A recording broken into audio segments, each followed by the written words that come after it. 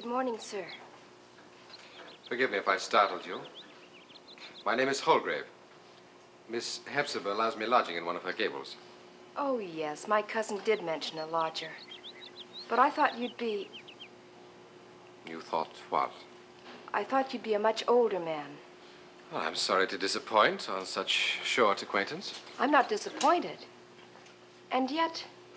And yet, you thought you saw such a man, perhaps, a much older man. I thought I did. But I was tired and could have been mistaken.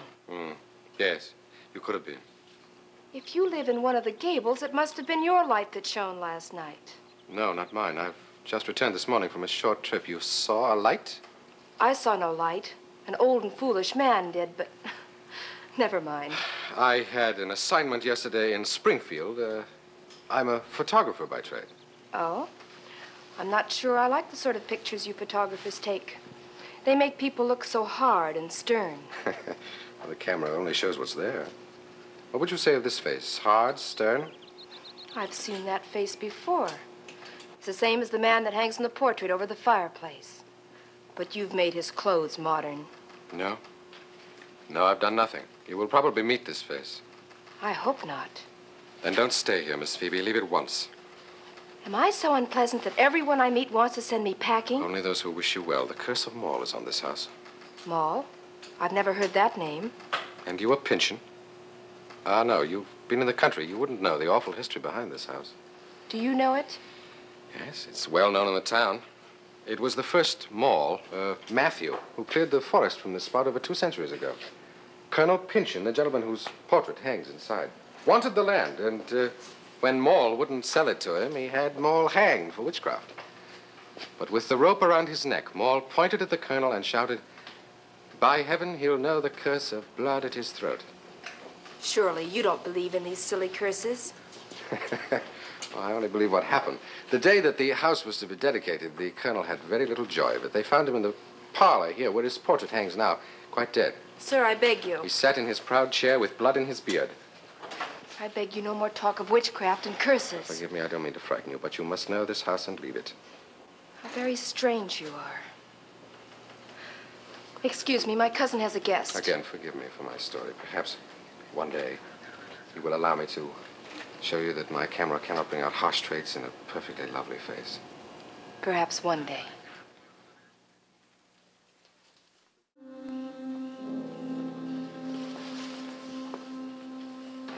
A lovely evening, Miss Phoebe. Yes, Mr. Holgrave, it is lovely, isn't it? Your cousin seems much improved. He's gaining strength every day.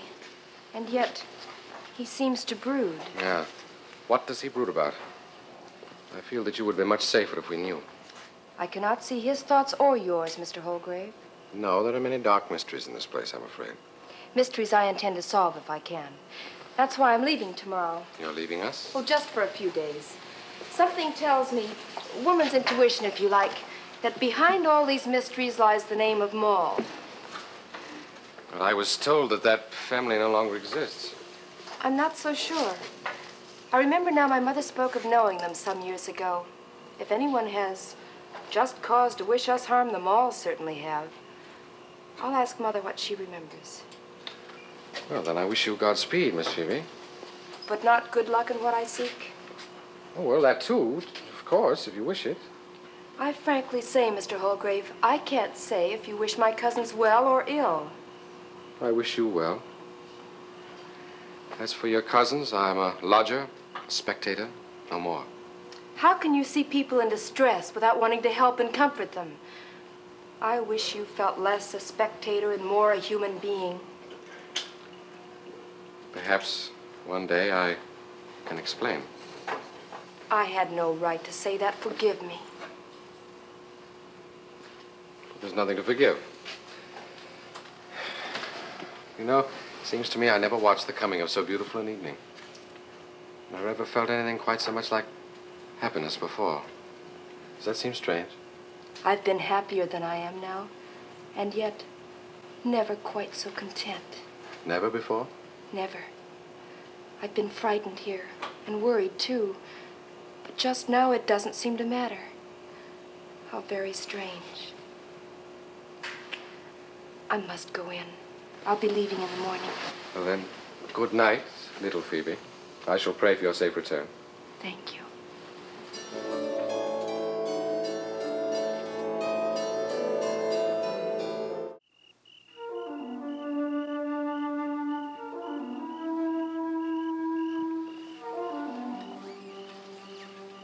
Mr. Maule, you haven't eaten all day. May I bring you something?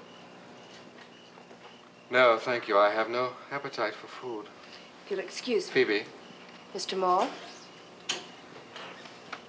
you've been hiding from me all day. Do I frighten you so? It's getting late.